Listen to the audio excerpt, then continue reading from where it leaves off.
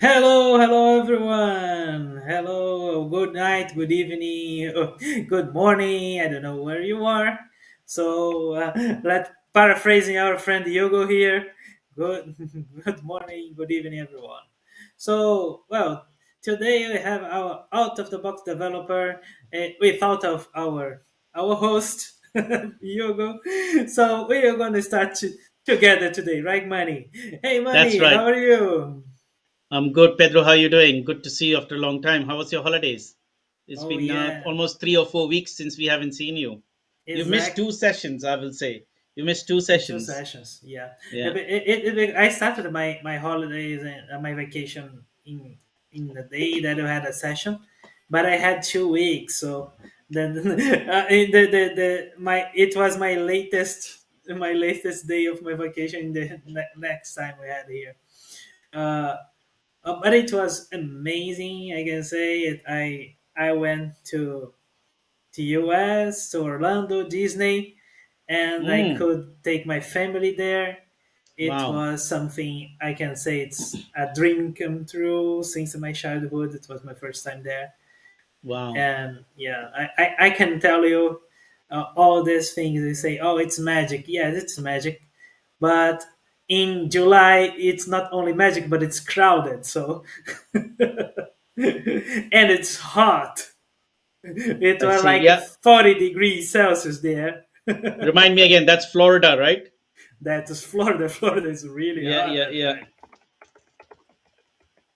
And of Wow. course, this is but I suggest everyone who likes it. I love Star Wars. I love um Harry Potter, uh, and and of course I love Disney. And when you go there, you get immersed in all these words you I can enjoy imagine. the venue. I can imagine. The Harry Potter stuff is really cool in Universal Mm, Studios. mm. I went with me and my daughter, and then I sent some pictures in Instagram to people. It was really cool. She got picked to the wound stuff. You know the wound stuff Mm-hmm. in Harry Potter. They say, Uh-huh. "Oh, the wand chooses you," and then they sell you the wand, Oh, really? Like, you buy it. and Was then it you have to expensive? buy it. Uh, yeah, yes, it's expensive, but not all the one there at the same price, but it's not cheap. I can say, but of course, when you have like this kind of experience, you of course you go and buy it. Yeah, yeah. They oblige you to buy their merchandise, and then that every pound, every dollar, every cent you spend there, adds up to their profits, For they're sure. actually minting in many directions, right? I mean, the two Mhm. years of COVID, they were closed, right? So they had Yeah. massive losses then, Hmm. and now they're making up for it. I'm thinking And they have got big packs, deep mhm. pockets that they don't have to worry too much about it, but still. Yeah. Yeah. We think, oh, they have all the money in the world, but they don't, right? We have seen the losses they had this year about movies and the parks itself. The parks are not getting the amount of money they want. So, well, my part I did. I went there. I like Disney. I think Disney is doing a good job, not in everything, but a good job to entertain a family. Cool, cool. So, our host has jumped out of the box for today's session, but he said he's going to be joining us soon. So, Hmm. yeah, so we are anticipating Hugo to join us pretty soon, whenever that would be. And we also have surprise guest who usually shows up in the first 10-15 minutes of the Hmm. session, and we are hoping to see when he's going to be joining in. But yeah, Yeah, so yeah. what's the title of today's? What's the topic of today's session? What have we chosen as a topic of conversation for today? Yeah, today we have the what employers expect of us in the tech industry. I will live this year, And of course, I ask you who are listening to us, well, if you have any questions about it, or if you think the same, like, I don't know what they're expecting, or I don't, oh, I am the employer, I expect that from the engineers. Please put there here in the comments, because we all know, we all want to know that. Uh, we know that it is difficult and hard uh, to understand. Sometimes we have like this impedance between the two words, the technical word, the manager word, the business word. And I think this is the big topic here, how we can handle these kind of differences, right? Yeah, absolutely. Yeah, it is a contentious topic, and there are many answers to it. There are no right or wrong answers to it, and the answers are of all flavors because the industry is spread across all combinations of things you can think of.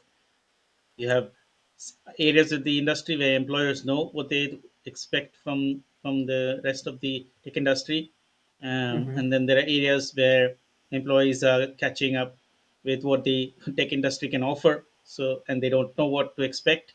And then there are ones that are in between that are learning as they go and they're improvising as they go. So I think it's a very broad spectrum. So I'd actually like to hear this from our esteemed viewers and the community, so that Hmm. they strike some angles that we can take further from here instead of giving your opinion or my opinion. And yeah, let's see where that goes. We Yeah. usually have a lot of people, a lot of the usual suspects, as I would call them, or the usual joiners who start off with such kinds of discussions very quickly. So I think there's something happening in the live chat already. Oh, No, no, Bruno. it was Oh, just that's. me. It's Oh, just you. me putting the question there in chat. Oh, So I see. I get it. Yeah, I get it. I see yeah, now. You have the power in your fingers to send it across to all the channels. Yeah, you gave it to me, right? You yeah, was absolutely. He only gave it to you today. Let's see if just he's for going to today. regularly give it to you. Yeah, that's Yeah, the other thing. That just was for only today. because he had to jump out of the box and do some other session elsewhere, Well, and he's going to be I, coming back into the box when that session, other session finishes.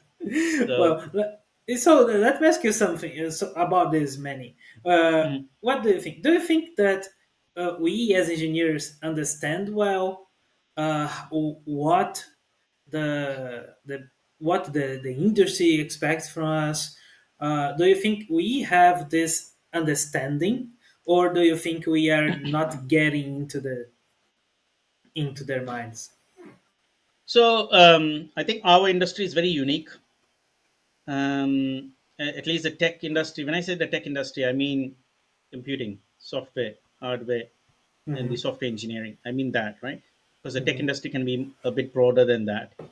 But the tech industry, if you know, has been very has grown in leaps and bounds, right? I don't know if you've heard of this comparison, and there are many such comparisons where they said Hmm. if you compare the software industry or the computing industry with the aeronautic industry or with um, another industry, and let's take the example of the aeronautics, or let's say the car industry, the automobile industry, right? Hmm. Then the amount of progress the software industry has made in the last 50 years, you can say almost, right? It's 20 years of this decade, Hmm. of this century. Listen. Yeah, 20 years of this century. And how much is it? Another 40 years of the last century, right? Roughly. It's Hmm. about 60 years. So the saying that I'm sharing with you actually has been shared even 20, 20, 30 years ago. They said at that time, the amount of progress the software industry has made in that 30 to 40 years, that was 25 years ago, was equivalent to if the automobile industry had made that kind of progress, then they would able to produce an automobile that could go around the earth a number of times with just 4 drops of fuel. 4 drops. Okay. Four drops. 4 drops. Yes, 4 drops. Mm, Right. mm, And the same comparison has been made with the aeronautics industry. And they said if the planes had been made as efficient as how we have made our computers, or as much progress has been made in the software industry. If the aeronautics industry had made the same amount of progress, we could fly around Earth also the same number of times, four or something. I can't remember the exact number, or Hmm. certain number of times around the Earth with just 4 gallons of fuel. Four gallons of fuel, something around Wow. 3 4. Yes, yeah, that was. We got to Google this and find out the facts. You can see the comparison. That means the machines had to be so efficient that it would Mm. use minimum fuel and still do the same mileage. Same with the auto industry. So that's the amount of progress software industry has made. Because if you look at Understood. the progress in the 1980s, I remember, well, I don't remember 1980s because I didn't have computers then, but in the 1990s, my first computer was 12 hertz, HZ, right? There was a turbo button. If you pressed it, sorry, it was 8 hertz. If you press the turbo button, it was Mhm. 12 hertz. Wow. 8088. We were told there are 8088 PCs. Before that, there was an 8086, right? Yeah, right. Right. I can't remember Right. which particular year in the 90s it was, but 1990s is only 30 years ago, right? Or 35 years ago, right? Right. Today my mobile phone, and if I get my old Nokia phone, which is about 10 15 years old, I don't know if I still have it. Even Hmm. that Nokia phone is more powerful than the first PC I had that I worked on. I didn't even have it. It wasn't even my PC. Hmm. So so and Moore's law, every 18 months, uh, we are doubling the number of transistors, and that is also improving the Moore's processing, law. yeah, processing power that many times. So we actually, our industry has grown exponentially, Hmm. right? Hmm. It has grown Yeah. exponentially, and no other industry or very few industries have done it that way. Hmm. Not the automobile or the aeronautics industry. No, they have grown in a linear, gradual, gradial fashion, but not in an exponential fashion. Hmm. We are doing that. We are not stopping, right? No, it's Like still five, exponential. yeah, 5 years ago we were saying, oh, artificial intelligence is not going to be able to do this, that, and the other. Come 5 years today, ChatGPT is doing all of those things we had refuted 5 years ago, Hmm. right? Yeah. And come 5 years from now, all the things we are not able to do now, we're going to be able to do that and many more things. Hmm. And it could be even 2.5 years, not 5 years, right? Because we are Yeah. Right. exponentially growing. So coming back to, I mean, I had to go on this tangent, but coming back from the tangent to answer our question is Hmm. that, yeah, do engineers understand what the industry wants from them? Why is this question important? Mm. Because the industry itself is like a, I don't think I want to use the word volatile, but I want to use the word dynamic. Hmm. It's not like, if you look at other industries, they're moving so slowly, it's almost static, right? So I haven't done other engineering, so I cannot speak for other engineers, but you cannot compare the software industry or the computing industry and the growth and the dynamism in this industry. Yeah, tech industry is dynamic, Yeah. as you would be able to compare with other industries, because those other industries are almost static and stable. There's not so much growth and change. Like, you talk to people who are doing other professionals who are your friends, Hmm. and ask them what's changed in your industry this year, or in the last 5 years, in the last 10 years, in the last 15 years. Hmm. Yeah, they'll probably mention 10 different things that has changed in the last 15, 20, 30 years, right? Hmm. Software industry, 10 different things change in a month, or hundreds of different things change in a month, depending on which areas and what perspective you're looking from, right? So when something like that happens, can both employers and employees see eye to eye? Because both are seeing the different perspectives, right? Hmm. Right? Like, for example, the employees want to do all the kick-ass, hot stuff, right? Employers, they have to think about cash flow, revenues, opportunities, project. They want to think, how can we see? A lot of thing is hype in the industry, and employees and developers may not understand this.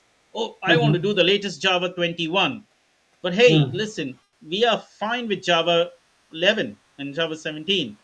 17. Oh, 11. We are fine with all the features Java 11 is offering, for example. Why do Hmm. we need to go to 21? And why do we need Java to? 8. Well, some people are still using Java 8. If you look at the statistics, you'll still have Many. a, yeah, Many. Many have still now just moved to 8. Okay, there's another Just move percentage. to 8. Yeah. So there'll be other percentage who wants to move to 9 and 10 and 11, whatever the versions are. Mm-hmm. But it's all subjective to what value is that software bringing us. Nothing specific to Java, but any software, right? And Yeah. those are the hard decisions employers have to make. Mm-hmm. What value does this software or this specific combinations of gizmo tools bring to our clients who are paying us lots of dollars or lots of pounds to get their solutions ready? Plus Mm-hmm. employees cost a lot of money as anyways, right? Mm-hmm. And there's all kinds of other costs in between, right? If you have an Mm-hmm. office, you've got to pay for the rent, all kinds of things, marketing teams, this, that, and the other, right? And you have to also make a profit at the end of the day. You're not a charity. So what would you then do? Would you then go with what the employees say, or would you Mm-hmm. have to strike a balance between what the employees say, at the same time follow what the clients say because the clients pay the bill, right? Mm-hmm. So that is one angle. Now, so having said that, many employers are smart and they're able to see eye to eye with the employees, and they tell them, look, yes, come, let's build all of this stuff. You can use the latest gizmos and all stuff. But hey, the reality is our clients don't need the latest gizmos. Can we build them something simple first? And you guys play with the latest gizmos in your free time. Like, you get 1 day a week, you play with the latest gizmos, build some stuff. If we can monetize it, then we'll sell it to our client, and then the client can start using the latest gizmos. But there are many of our clients who don't need the latest stuff. Most of it do. So there Yeah. are those smart employers who know how to strike a balance between what the client wants, what the reality is, what the employees want, what can we do, So how can we make a profit. It's a hard game. yeah, that I put it makes me think about one more question that I written here. Do engineers must understand tech and business domains for that? Very good question. Bruno and I have always talked about this in many of our podcasts since we started this and even before that. It is Mm-hmm. super important, and I have this struggle with many. I wouldn't say newbies. I also see in experienced developers, they lean on to one thing. If you ask them a list of books one you should read, they will name you all the technical books, but they will not name you any of the methodology books. They will not name you on any of the patent books. They will not name you on any of the soft skill books. They will not name you the ones in between books, right? The ones that Mm-hmm. teach you stuff that are higher level. And if you know them, then you can manage technology better. And they will, and many times in the conversation, oh, Spring can do this. Oh, we'll do this in Spring. But they're not talking about what business requirement are we trying to solve. Can we do that in one line of code? No, we'll just put this annotation on that function and it should do it. But that's not important. Important is what business function are you trying to fulfill. Mm-hmm. Can that be done in one line of code? Does it need anything other than just one line of code? And let's start with that one line of code and then we build on top of it. So at least we fulfill the business requirement. So yes, business domain is why we get hired, not technology. For me, that is very clear.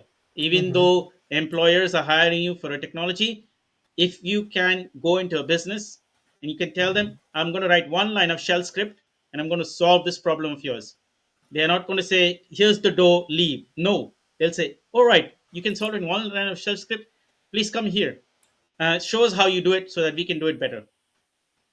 And maybe you can write it in one line of Java. Don't Because we don't use shell script here. We use Java. Example. Can you show it us in one line of Java or one line of Python? Mm-hmm. Then they will want to know that from you, because business is not really so much concerned about technology. It is, but it isn't. If the business problem can be solved quickly, easily, reproducibly, reliably, and other people can read it and understand how the solution works, Mm-hmm. they will go for that solution no matter what technology it is in, right? Then Right. comes technology, right? Because then is okay, that's a great thing you've shown us. We here in our setup use these set of technologies. Can you show us how to do that in that technology? Then Mm-hmm. you've won the game right there. But if you Mm-hmm. try to solve using technology, then firstly they'll say, sorry, we don't even use this technology, but what you solved, we don't understand. Right? There are two problems there, right? Uh-huh. We don't Yeah. know we don't know if that solves the problem. So you see, There's a difference. So business domain is very important. Yeah, but let's coming a little more in a deeper level of this. Uh, when we think, okay, business domain is why we get hired, right? But when we are working in our companies, uh, we mostly don't have the power to do any decision about business or any decision about product sometimes many times. I think in most of our career, we are uh, mostly executioners, not not make decisions, Decision makers. Yeah. decision makers exactly.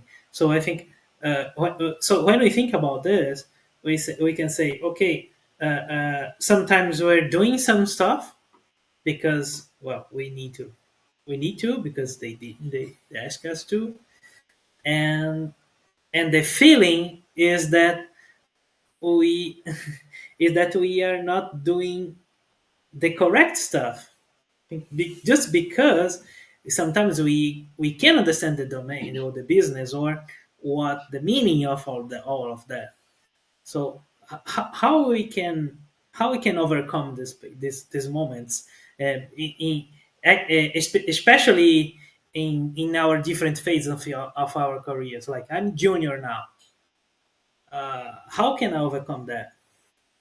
So, very good question. So, you made a very important hint there that throughout the whole life cycle, we never get we are executioners, we never get to make the decisions, and we are never the decision makers. You know why that is the case? No, Because we why? have either little or no understanding of business and the business domain. They're two different things. The I didn't business get it. domain, yeah. So, well, in a way, it is one thing, but business domain is a little bit more specific, and the business itself is commercials, right? Like getting a contract with another company, doing a sales, doing a marketing thing with another company. But the business domain itself is the specifics of what your company is trying to build, or the solutions you're trying to build, or the services you're trying to sell to your clients, or a product you're trying to build and sell to the client. We don't know enough of it, and we don't spend enough time knowing it. Hence, we never become decision makers. We only stay as executioners, because the ones who are decision makers, they know the business and the business domain inside out, or at least they know it far better than us, because we only know the technology domain, Mm-hmm. right?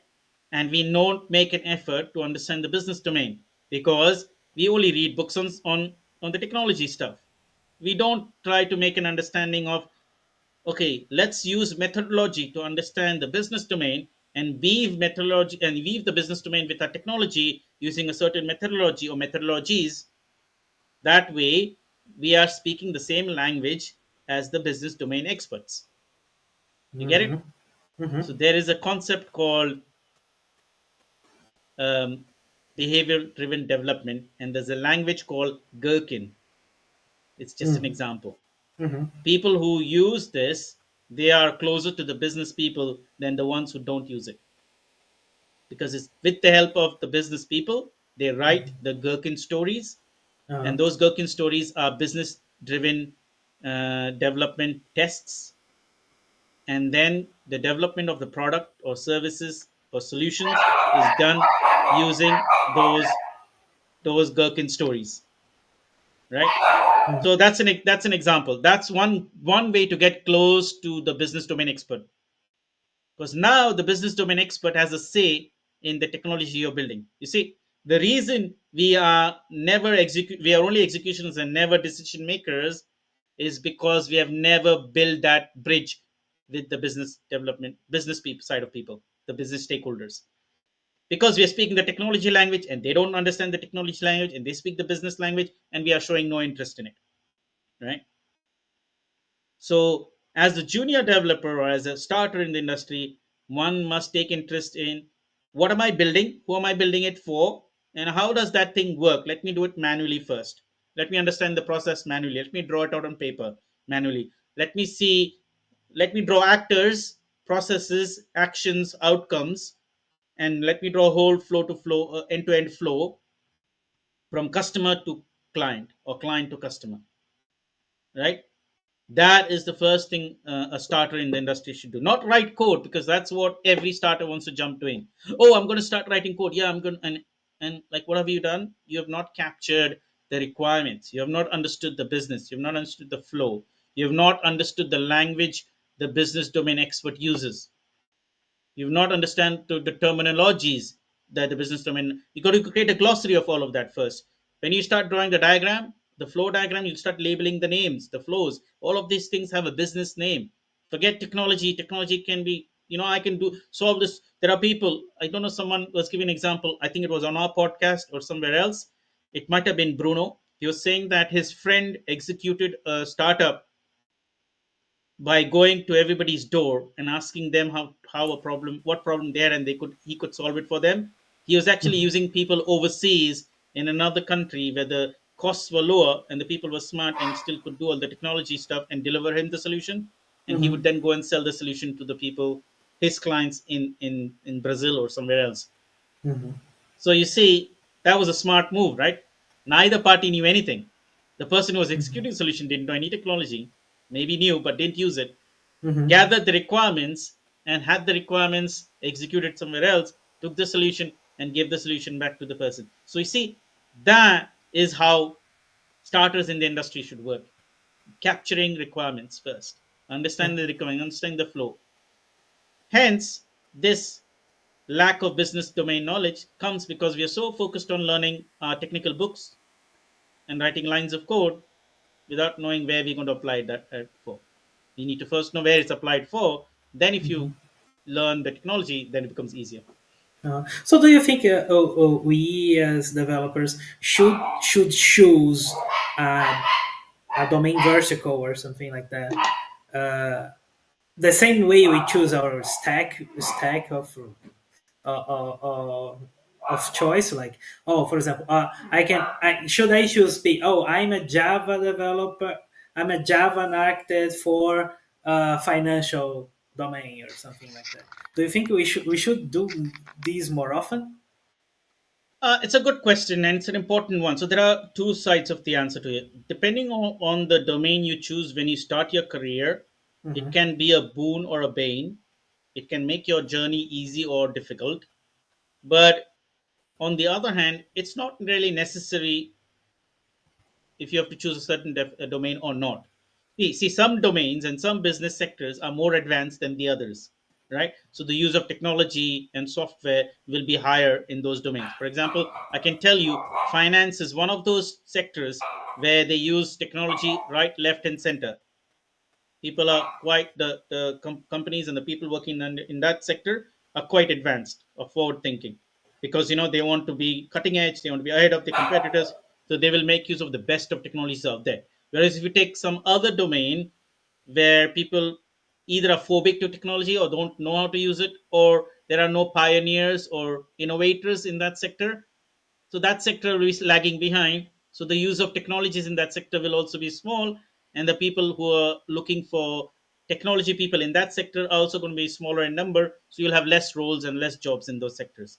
So if you Uh-huh. join that sector, your career progression will be slower, right? Because the best practices are not going to be there and all that stuff.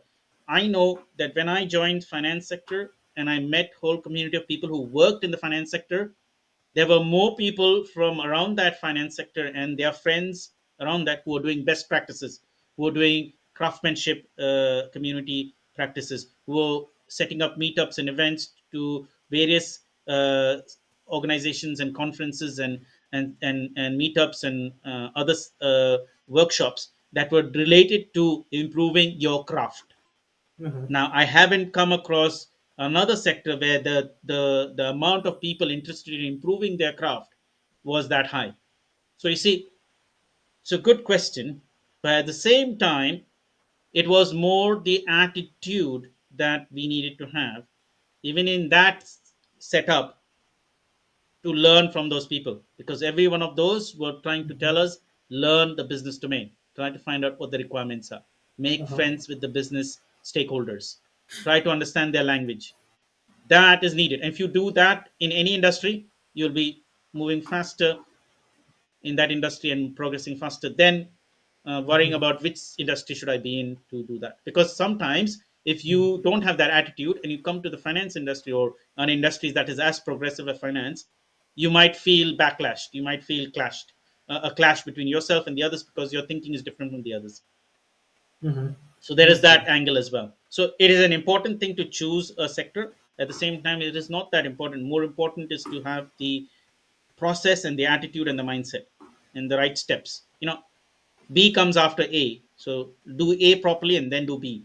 I think in the software industry, we are trying to do B sometimes and then we go back and try to do A, whereas we should be doing A and But then B. but Yeah. but what is A and B in this case? So A is getting the business requirements, understanding the business domain, making friends with the business people to understand what they need. Uh huh. B is then translating that into technology and software and Ah, okay. solutions.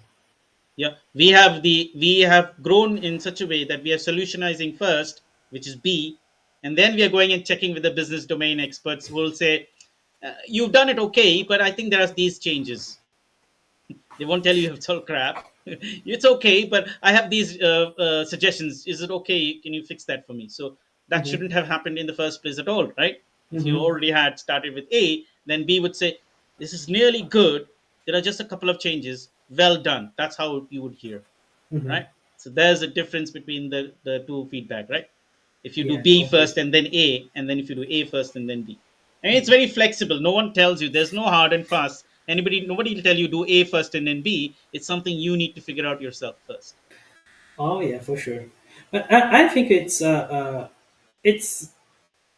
think it's still something people think, but because we know that uh, we every time people think about it, they say, okay, so are you saying that I should be focus on become a product manager or something, right? Should I leave my technical skills, you know? Mm, Uh, because this is something people think, right? So when you start mm, we start always talking about, oh, we need to know business domain, you need to understand businesses, and then people go to the other side and say, okay, so we should not be technical anymore, or should we be, or should we be technical?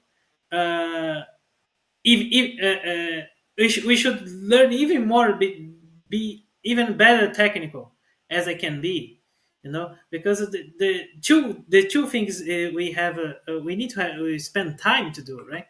So, yeah, and then yeah. people start thinking, oh, so should I stop learning technical and go study business?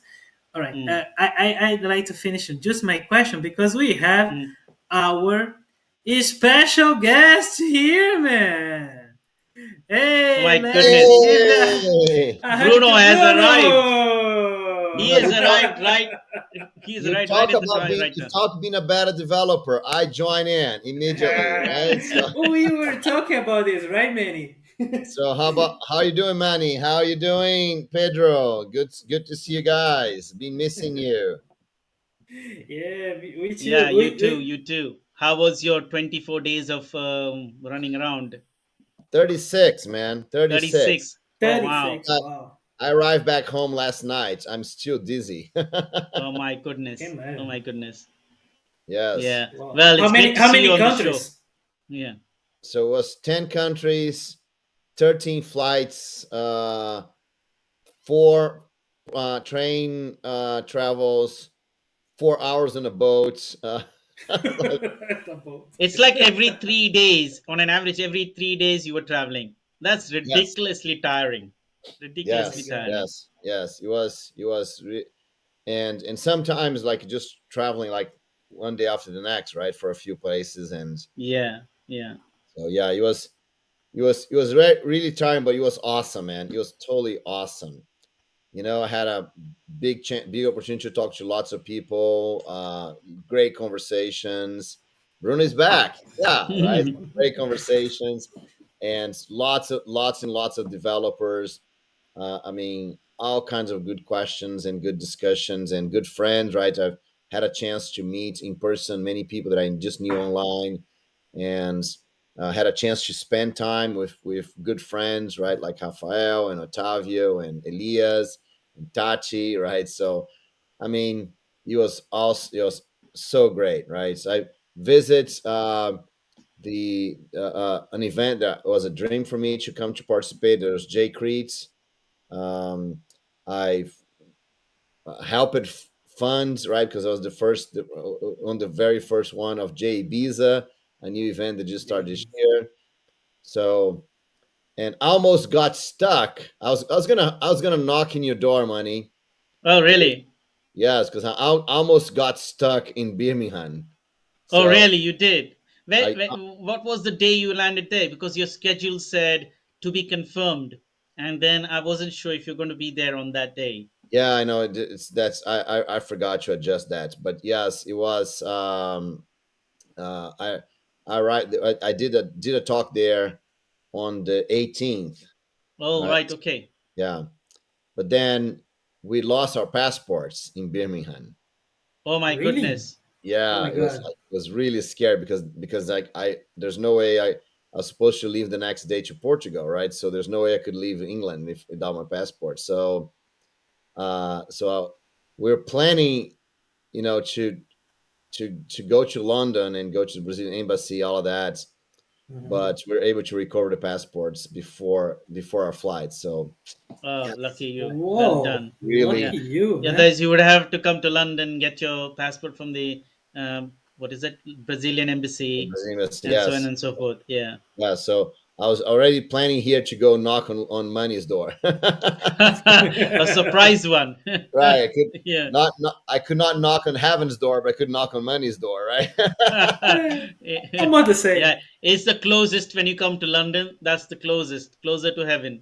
Right, yes. So so that was a scary moment of the trip, but everything went fine, so that's good. But anyway, I'm back Yeah, home, well, yeah, good to happy. see you back. Yeah, and we picked up this topic because I think we've spoken something in these lines in the past, if you remember, Bruno. Hmm. And I thought, off the top of mind, I thought, why not talk about this? Because we haven't talked about something specific like this in many sessions, because Hmm. all of our sessions have been like coding and live and mind mapping and all that stuff. So to just bring it back. Um, yeah, so and we didn't know you would be definitively joining us. Our regular host is has jumped out of the box for a little bit, so he said he would be joining us sometime, but let's see. Um, yeah, yeah, so I think we were at the point. Pedro, what was the last thing you said? That after Before yeah, which yeah. before I came here interrupt everything, right? no, I think No, it's I fine. think you get exactly the moment to answer the question, right? Yeah, exactly. I But think you heard the question, Bruno. So So so sh- so tell fire away. shoot the question again, Pedro, and let me try sure. let me try to Well, answer that. yeah, the question was exactly say because we were discussing about we need to know more about business. We need to understand business. We need to be able to ask questions, and then many engineers who only like the tech stuff, they say, "Oh, so I need to stop studying my technical stuff and start studying the business." So. Well, should I do that? Should I stop doing what I do best? Mhm. So here's my take on this, right? There's two things we have to think about. So yes, your knowledge, your technical, it's awesome, right? So and you that depends on what you want to do. The better you get technically, you know, the idea is that the better you get technically, the more important, more interesting projects you're going to be able to participate at, right? And so, because it doesn't make any sense for you to just get better technically, better technically, if you're not actually creating some impact with with that knowledge, right? Especially if you get stuck on doing similar projects, for example.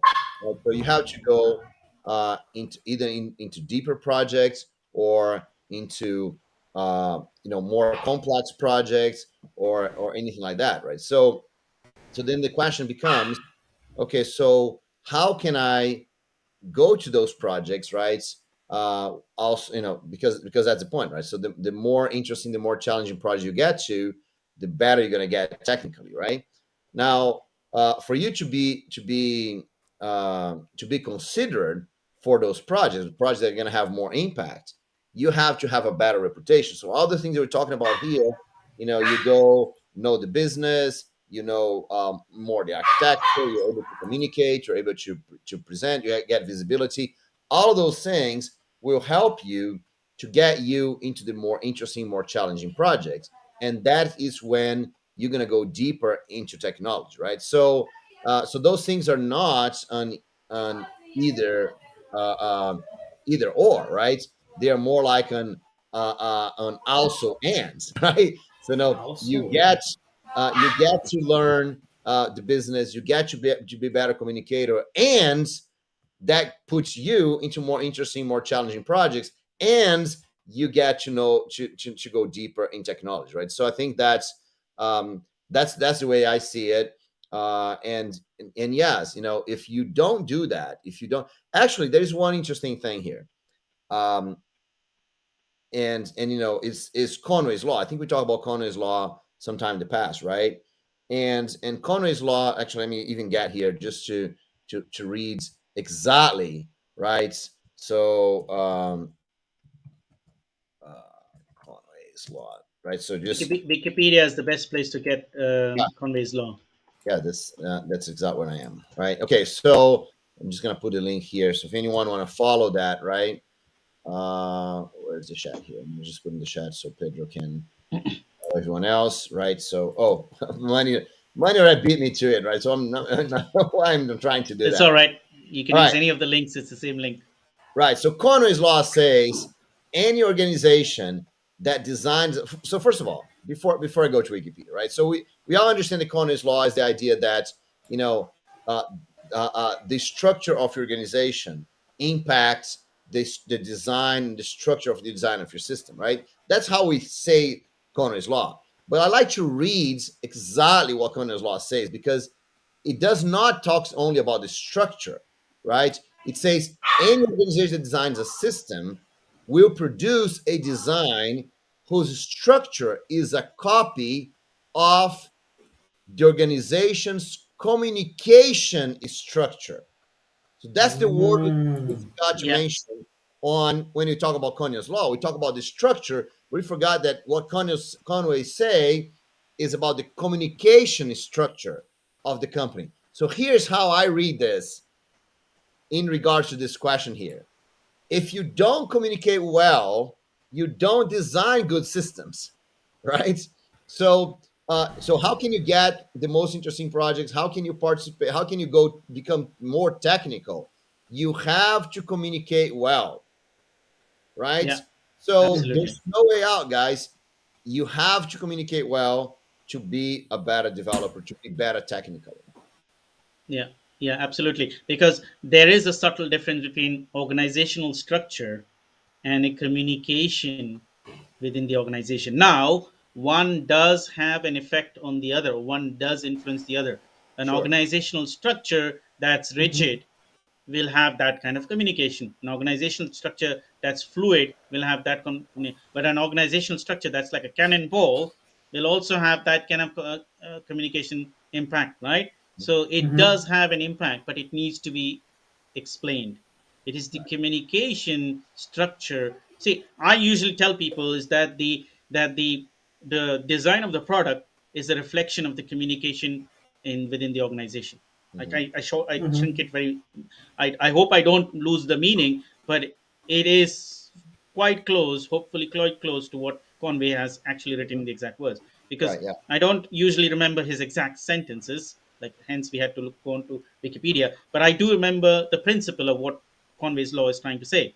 Mhm. Because the design of a product or a service is actually a reflection of the communication that has happened within the organization when that product and service was built in whatever period of time by how many ever people, right? Because that's going to be the innate wiring in the product or the service that has been built or delivered to somebody.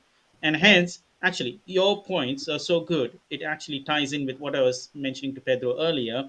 that Mm-hmm. that we need to understand the vocabulary and the terminologies and the language Hmm. that the business Mm-hmm. stakeholders speak. Yep. And hence, we Yeah. need to extend our technical skills to know business domain. And that does not make us a product developer or a product manager. It just makes us a better technical person, Hmm. because now Mm-hmm. you have business domain and technical knowledge, and hence you're going to be able to absorb all the requirements much better. Because you see, everybody makes mistakes, and everybody can be inaccurate, and everybody can be vague. And to remove that ambiguity in the communication, if you know the business structure and business domain, you can actually spell it out in your software, and you can show it to them and say, look, whatever you communicated to us, is this what you said? Yeah, this is what the software looks like, but I don't think it may be correct. Let's go back and look at oh yes, of course we missed out this.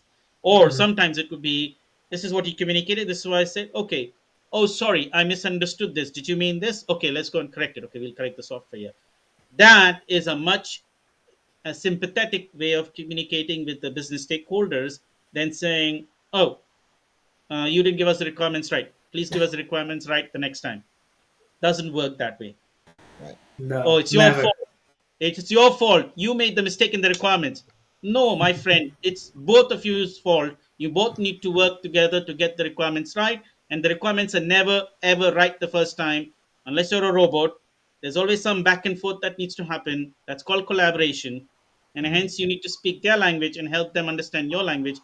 Hence I was mentioning to Pedro earlier, there's already a small system in place that if people use, they can win, is using the driven development system that uses the Mm-hmm. Gherkin language to write these Gherkin stories that already translates the business stakeholders' language into a ubiquitous language that immediately using technical frameworks can be translated into tests, and then you write your implementations from it, and you can never be wrong.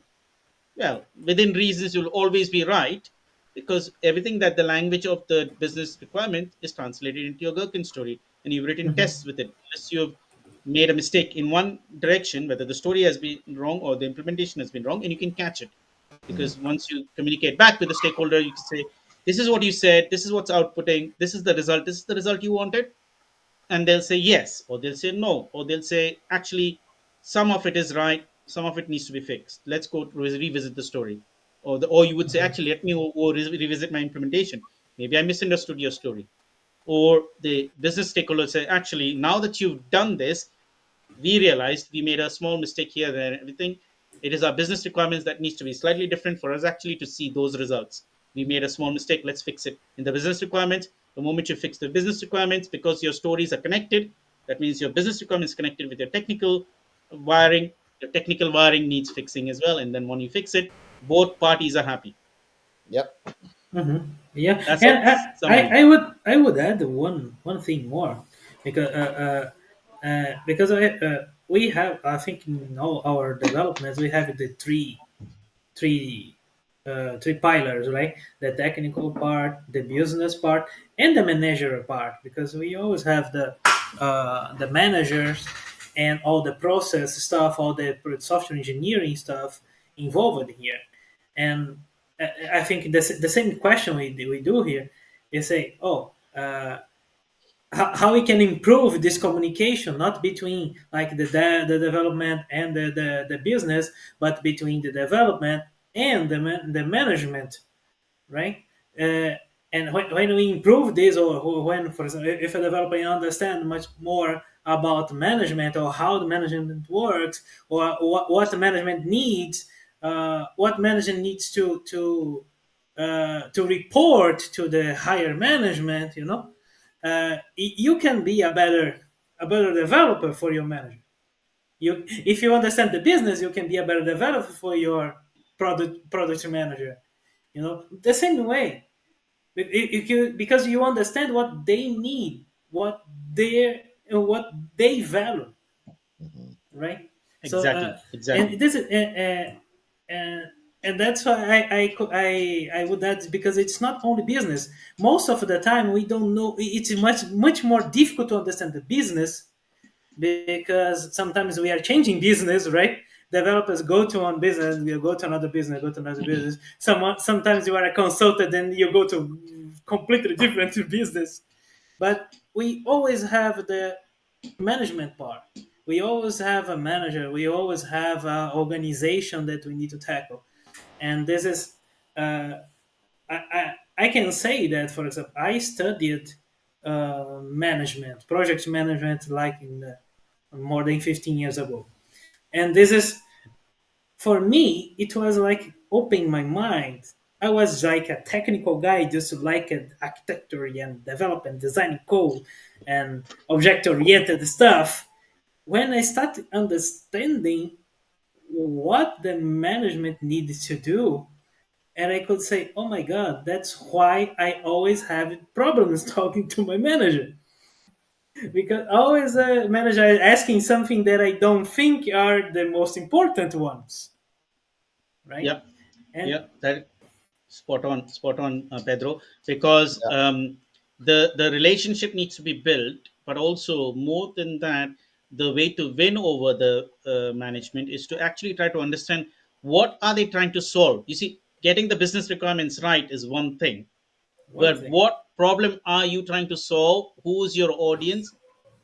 Why do you want it this way? Understanding those deeper meanings is better, because that way what you can sometimes pick up is, hey, maybe they're trying to solve something that's going to be a year long stuff, and they think they can be doing it in a month. Well, why don't we do something quickly that'll take only a week and show it to them, and then decide whether we want to do the 1 month long thing, or the 3 months long thing, or the 6 months, or the 1 year. Because by doing that, you're saving a lot of people a lot of resources and Mhm. a lot of necks as well. Because if somebody makes a wrong decision there because of ignorance, or not knowing, because they don't know your domain, they're experts in theirs, so they may not be able to estimate it, Mhm. and they might have overestimated or underestimated.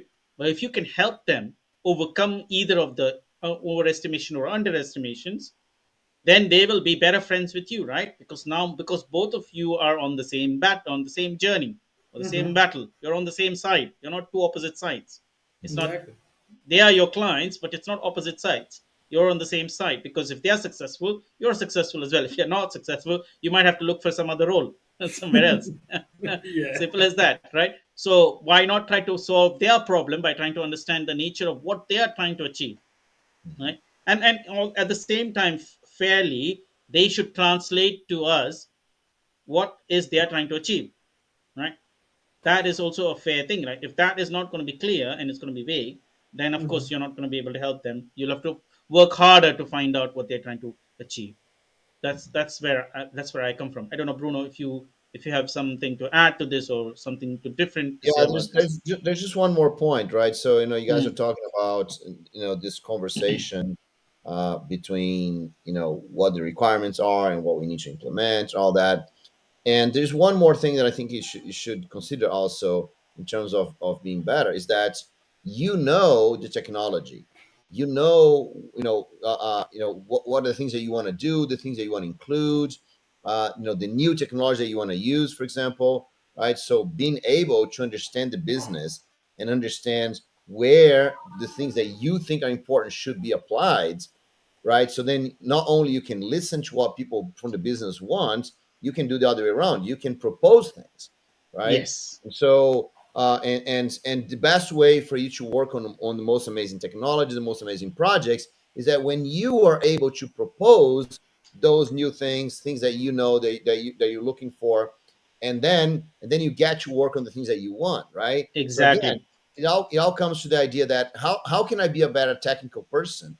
And we don't get better by spending lots of hours at night and on weekends. I mean, we do, right? But Yeah, exactly. there's a limit on how much of that you can do.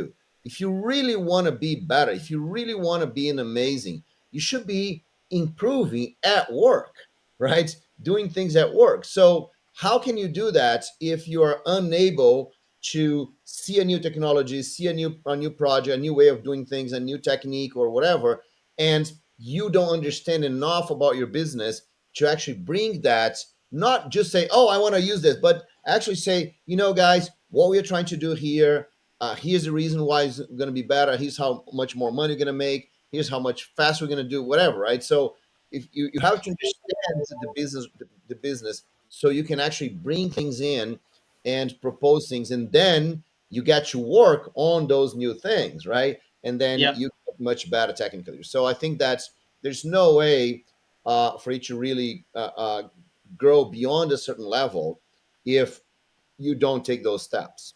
absolutely. And yeah, I mean that cements very well what I was saying earlier, that you actually bring your business stakeholder on your side, or you get on their side to understand what they are doing. And a lot of times when there are problems or crises that the other side faces, and you actually step in, go above and beyond, and try to solve that problem or solution, in that time you can actually propose the way a solution should be in order to solve their problem. And if it solves their problem, then you get to go further with those kinds of proposals, of those kinds of technologies or solutions or combination of solutions that you use to solve the problem. And I've seen this a lot of times that happened during in many, when I reflect back on my roles in the past. Whenever there have been these problems, and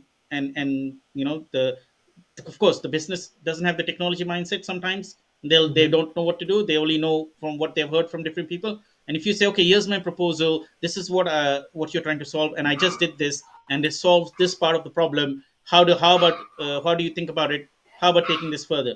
And a lot of times you'll get a yes then a no, because at that time everybody is on this in the same situation, right? They're in the limbo. And any solution that is better than the current solution and solves the current problem is a better a better prospect than sticking with what you already have, which is not solving your problem. No, for sure. Yeah, I've Well, noticed this a lot of times during crisis. You can step in with solutions that, and you have to be quick enough to come up with them. That's why they have to be simple. They cannot be 20,000 things packed in one. They need to be one or two things. They need to be simple, and then you get the ball rolling. And then when you won the trust, mhm. then you can come up with more proposals. Again, it has to be within reasons, and it cannot be unrealistic. It has to be realistic, right? So that's those are the things to consider. Mhm. Wow, perfect.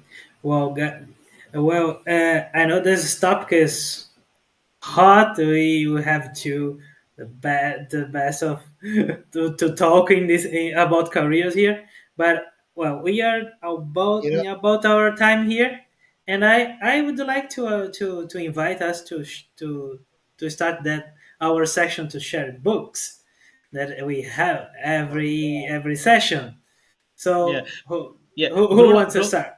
Bruno was going to say something. Why don't you complete, and then we start our book sharing? no, I was just gonna say that for me, I think that's very interesting. That when you talk about this topic about career, about getting better, the first thing that many people imagine that, oh yes, because people are starting their career, right? So they're beginning and how to do this kind of things. But interesting enough is that uh, so Emmet saying hello, Emmet. So interesting enough is that those topics get way more important when you have many years of career, right? Because that's when any improvement in your career makes a huge impact on you and your project, everything. So I just love those discussions, right? So I think that they're great, and you guys are right. That's it's until a certain point in our careers, the only thing that matters is how good technical we are. And then but it gets to a point where we want to to do a next step. We want to have more influence. We want to participate in more interesting projects. And that's but not everyone wants that. Let's say that. Now everyone wants that. I always remember that I was talking to this developer in Germany, and that has been about a year ago maybe. But I was talking to him, and he was telling me that he is a senior developer, right, since Java 1.2. Hmm. And Whoa. so that means he's been a senior developer for over 20 years, right? Hmm. And he's happy with it. That's okay. I don't want to grow. I don't want to be more influential. I just want to do my work and go home and go do something else, right? That's Hmm. okay. So there are people that just they're just fine with whatever situation they have right now. And I'm okay with that too, right? I don't think people need to be constantly going after this new challenge or anything like that. But here's the thing. if you do want to grow and you do want to go after new challenges, that's what you have to do, right? So there's no way out. Hmm. Yeah, Sure. absolutely. Yeah, Absolutely. absolutely. Yeah. And a lot of times we don't know about these things. We think it's only improving our technical skills is going to get us to the next level. But Hmm. actually, you need to have soft skills, people skills, business domain knowledge, uh, and Communication more skills. things, communication skills, so many more things than just the technical things. All the books that are behind that are technical books are not just enough. Then you need to go through all kinds of other things. At least 10% or 20% of your rest of what you've read should be these other things that are going to help cement the gap, because otherwise you're leaning on one side. It's like the T shape is not a complete T shape, it's like a tilted T. So yeah, I think, yeah, we couldn't say any better words than what you just said it, Bruno. But yeah, just to Good. comment around it. Cool. Should we start with a Right. book distribution? Yeah. You Books, want to books, start with books. you, Benny?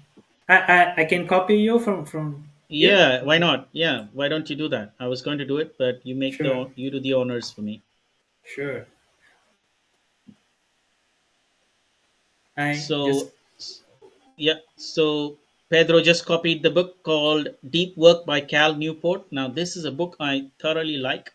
It's a very recent writing, and the person has actually made a lot of observations in the technology industry and found out that our industry is full of distractions, and hence the word deep work is a little bit of a rare thing that happens in industry, because people don't have long enough time span of time of concentration to do deep work. And so his book helps with a lot of different exercises, and it's really well written book. I've actually taken excerpts from the book and put them on my slides, like photocopies of it. Like I copied the I made a screenshot of the section of the book, and I put them in my slides. They were so useful and meaningful, and they're still on my presentation deck. I highly recommend reading this book. It's a very thin book, it's not a big read, and there are exercises in there, and it's a very quick read and a lucid one, and you can reflect on some of the things he recommends. You don't have to do everything he does or everything he says, but if you do a few of those things, it's good enough, and I highly recommend following them. Whoa, great. Mm. Let me share mine and Bruno can No, no. close. Let me do mine really quick here Oh, because okay. I just wanna follow the leads from Money. So Money said a short book with some lessons. I'm gonna share a book like this, right? So short Okay. book, some lessons. It's a book that I love. I think it's really actually it's very funny because if you go online and see the pictures, you see the, the lessons from the book. Just by seeing the lessons, you get better immediately, right? So, Mm. and it's a book called Show Your Work. Let me put the live chat here. I mean, on the private chat here. That's the link right here. So it's a very short book, um, by this guy Austin Kleon, and has 10 lessons about showing your work. Has everything to do with what we're talking about here: communication, understand these kind of things, and he has some other books also, right? He's still like an artist, and there's another one. I think it's like keep going. No, there's another one, but those shoes show work still like on artists. Those are the awesome book, short book, lots of great lessons, and will really help you. Not because when you show your work, you get to work on even more interesting things, right? So that's my tip right there. Perfect, Bruno. Thank you. Well, so I will share mine. So going the other side, this is a technical book. The book is System Design Interview. It's a book from Alex Shu. I don't know how to pronounce his name, but it's a very good book about system design. It's focused on system design interview, but the best thing I like is it's not interviewing, but just it goes using it's go from the beginning and start adding stuff, and then you can have a good design for your system and have lots of good examples of design coding design. This guy is a former Google and other big companies, and the best thing I like this book is because this is really practical. It doesn't go any deep in any theory stuff and whatever.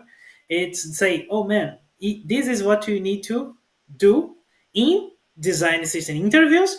But of course, the same thing you can do in when you're working, right? Say, oh, I Mm. need to start uh, a site that will receive a million of customers, but you need to start with a small amount of customers. So how do you calculate that? How you do these things? This is that's why I like this book. I was able to buy a hard copy during my vacations. I said, oh, here in Brazil it will be a little expensive, kind of expensive. There in US it was much more uh, affordable. So well, that's how I bought it, and I'm still reading it, and enjoying it a lot. That's awesome. That's great. Okay. Very Well, cool. really cool. Well, I think we are about near time. Do we have any final comments for this session for today? Nothing from my side. I don't know if Bruno, if you want to share some few words of wisdom you must have picked up across the intra and intercontinental travel of yours. Yeah, well, I think that maybe we can have like a little bit more time in another session. But the one thing I want to tell everyone is that it has been you know talking to people in person and visiting uh, developers from so many different countries. The thing that I get out of it most is we all have the same problems. We all face the same discussions, right? It's amazing how you go from different countries, and every single time, I get people saying that there's a thing that happens in almost every single presentation that I did. I talk about some things, and then someone says, "Bruno, I don't know how it is in your country, but here is different." And then immediately someone else says, "No, no, no, no. This is exactly how it happens in my company." So we all have the same problems. We all face the same challenges. And that's what I think it's amazing on the developer community. So you are not alone, right? You are watching this here. You're not alone. So if you're going through some problems, if you're going some difficulty, don't feel like, oh, I'm so stupid. I'm the only person feeling that. No, no, no, you're not.